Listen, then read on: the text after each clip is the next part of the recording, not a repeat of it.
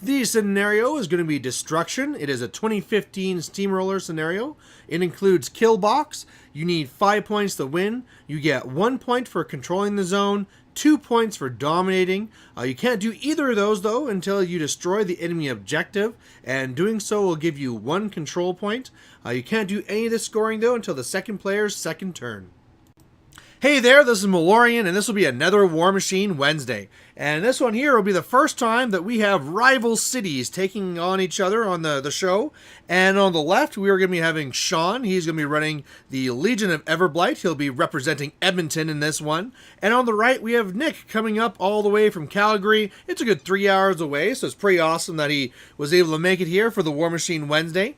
Now, Nick on the right is going to be running the evil Bradigus list, you know, the tier 4 with all the usual list that you see there. 3 sets of stones, 2 sentry stones, 6 of the Watchers, 2 of the Guardians, and then Bradigus and all that nastiness. On the left, this is actually a list that Sean developed to actually deal with Bradigus.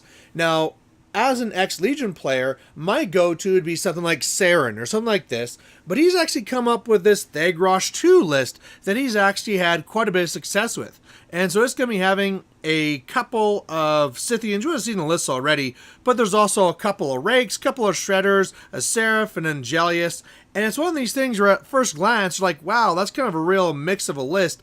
Normally, Epic Thagrosh likes to have a whole bunch of Shredders or something like that. But this one here, it has some tools in it, so we'll see what happens. So really, the biggest thing that's going to happen here is that it's going to be key for the Legion of Everblight player to take out the stone so that they can't teleport and get the Thagrosh. Because Thagrosh can be pretty tough, but if stuff gets to him, he's in a lot of trouble. So either way, I believe initiative was won by the Legion of Everblight player, and he won first turn, and so he went and he deployed there on the left, a little bit deploying lower on the board, whereas now going to the Bradigus player, he's deploying more centrally. Now, I decided to make this one a little bit different for terrain and have a little bit heavier stuff here with a little bit more buildings, but we'll see how it goes. But either way, Legion of Everblight are going first. They're rushing on up here. Sorry, there's a little bit of pause in the video for a second for me. But anyway, they're really getting up there.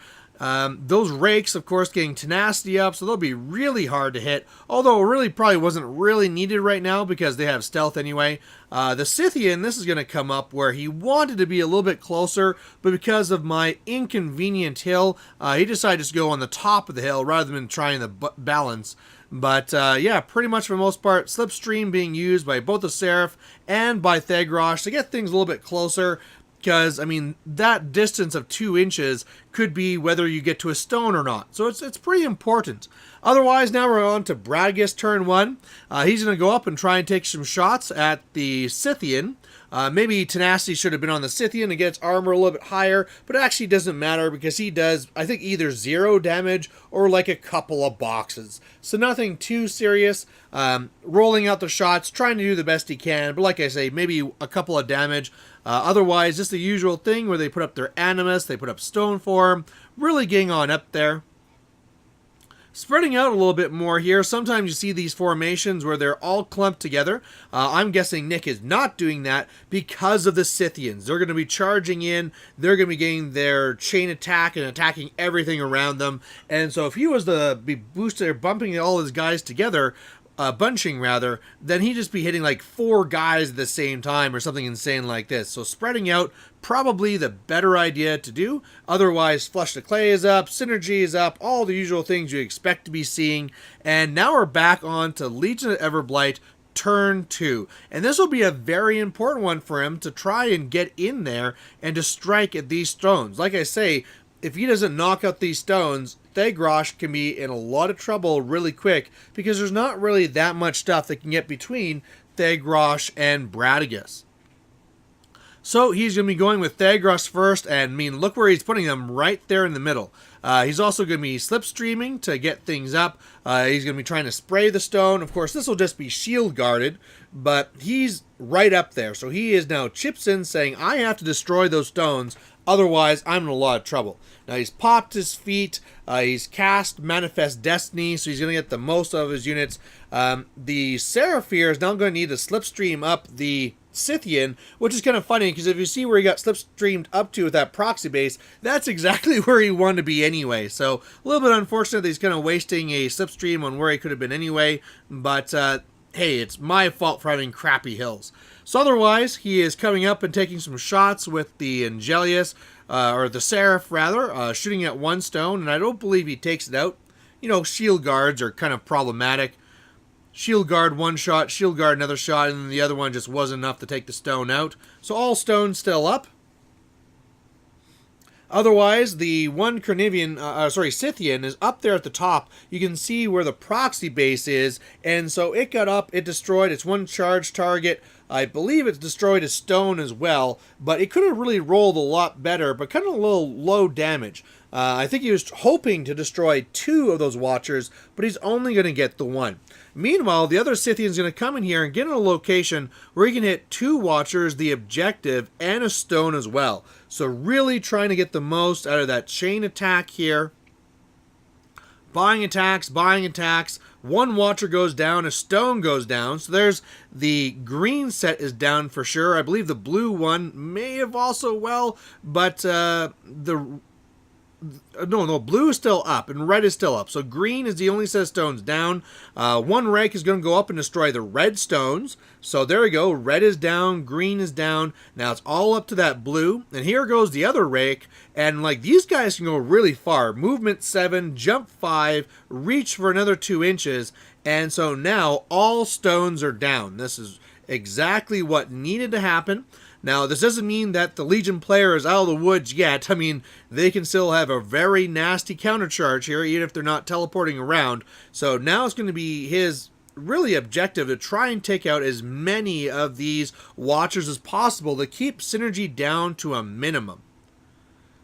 So now some of the other solos are going, the Forsaken's trying to pull off whatever fury they can, and now we're at the end of the feat, and what he does with his feat is almost kind of a lot more like Veil, whereas normally with Epic Thagrosh, you're using that feat to get in deeper and killing more guys. For him, he pulls further back.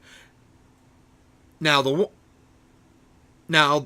one at the top here is actually going to take some free strikes, and actually take a little bit more damage here than he wanted. Kind of got cranked there a little bit. But he is going to come back here, and the whole idea is he's going to come back and protect Epic Thagrosh. So that right now, even if there was a teleport, it'd be pretty damn tough to get to Thagrosh regardless. And this is really how this list works. You get in there, you really attack, take out as many stones as you can, and then feet back to get more protected. So now we're going to be going on to Bradigus turn 2. And now Bradigus is going to really need to do as much attrition as possible. He has 1 really damaged Scythian that could be a good target. These rakes he'll have to deal with first because they're kind of up in his grill and in his way.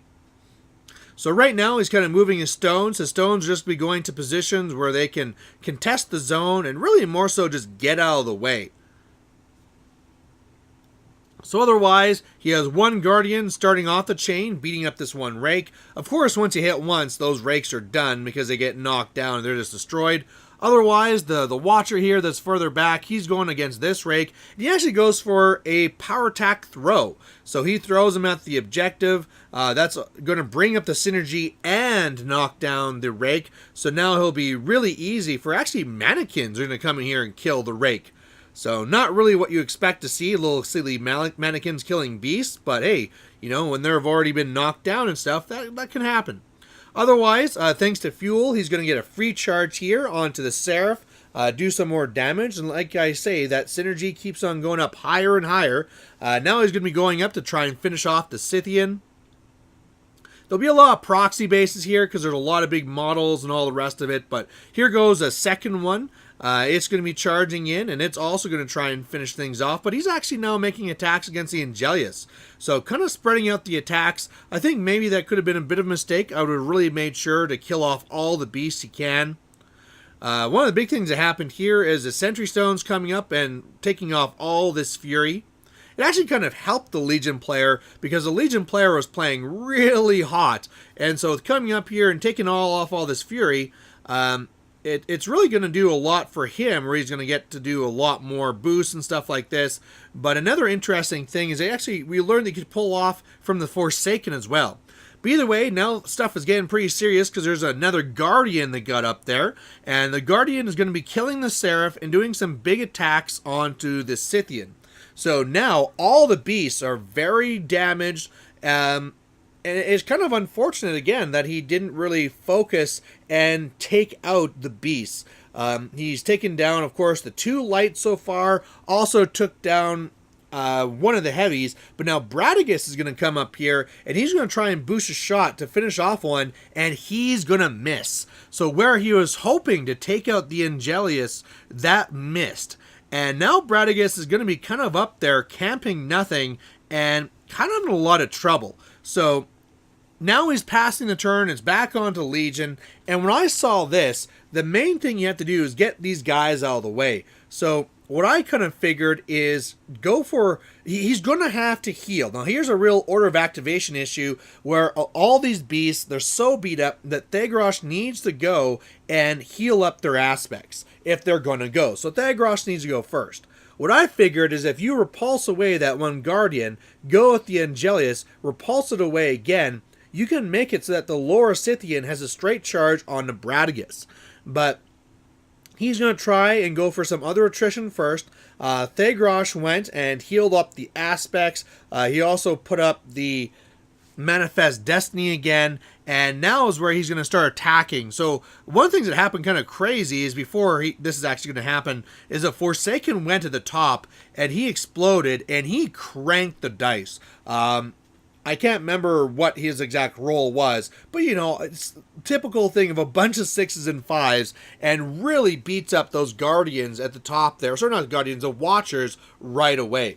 Now he's going to be going with Epic Thagrosh, and so he's going to be trying to finish off this Watcher over here.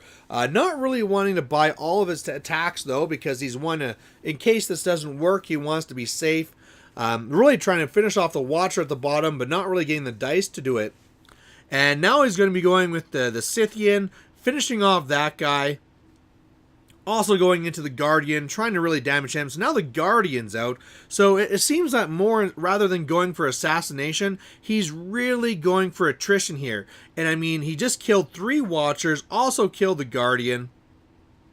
Other Scythian's going to come up here and then destroy the objective. It was actually kind of funny. You think of an objective would be an easy thing to kill, but with him being a little bit crippled, it took him a lot of attacks to make that happen. Otherwise, he's getting a lot of models in the way of Bradigus to try and keep Thagrosh alive. He did not control or anything, so scenario points is just 1 to 0, but it's kind of getting down there now. And I mean, these beasts could all just disappear in a poof really quick because they're all just on a couple of boxes. So Bradigus player trying to decide right now if they can get off the assassination and what's possible. Really kind of putting a lot of thought in this because, again, this is really going to probably get. I mean, if he doesn't do something really serious here and either doesn't pull off the assassination or really just cripples him with attrition, it's pretty much done for Bradigus because he's lost so many pieces. So he's going with the Sentry Stone first and, again, pulling off all these beasts, including the Forsaken there. And then these mannequins are going to come up and they're going to be trying to spray away these pieces, hoping to kill these 2 solos, the Spell Martyr and the Forsaken, and kill the Scythian. And again, that's not really a hard thing to do because he's down to a couple of boxes or whatever it is. So the 2 solos were killed, but the Scythian's still there. Oh no, it was killed the last one. So there's 1 heavy down. Now I believe the other Sentry Stone is going to go. It's going to go and shift up, and it's going to be pulling off all this Fury.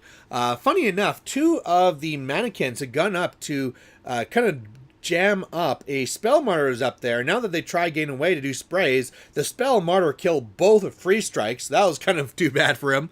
Now he's going to go and move over all these stones here, just trying to get in the way of the pieces he couldn't kill. And now is where he's going to try and line things up for the final kill. So he does still have his feet in hand, and that's how it's all going to really work out. So Bradigus actually goes after the Scythian here, actually both heavies, and is going to be able to knock them both out. It's going to take off all the focus, though, so fury, rather. So he's going to kill both these heavies, and then he's going to beat back to this location and then feet up. And once he did that, he realized that when we looked at this, you could not get a charge through. So the Watcher's going to get the synergy, but the biggest thing is going to be that Guardian at the top. He wants to get a charge through, but because of where the placement went, he just couldn't get through there, couldn't finish the charge. Really, with the beatback, he should have moved in the other direction so he could be moving past and out of the way with the second part of the feet movement, but unfortunately, now where Bradigus feeded to, he just got in the way of the Guardian, so he's just sitting there right in front of an angry Thagrosh, and so he's doing a little bit of math just because he doesn't want to lose at this point here, but he's going to make a couple attacks with Manifest Destiny and kill Bradigus. So a win for the Legion of Everblight, a win for Sean, his epic Thagrosh list, and it's an interesting one to watch. Like I said, I would not normally see this as an anti-Brad list, but it's been working very well for Sean just because of how those Shredders and Rakes can get in there very deep and take out those stones, and then you have enough heavies that can really put in the damage onto those other units. Now maybe a Shepherd might be better instead of a Spell Martyr or something like that, but I always love seeing these lists that aren't your usual net lists do well. So either way, hopefully you guys liked watching it too, and we'll catch you later. Bye.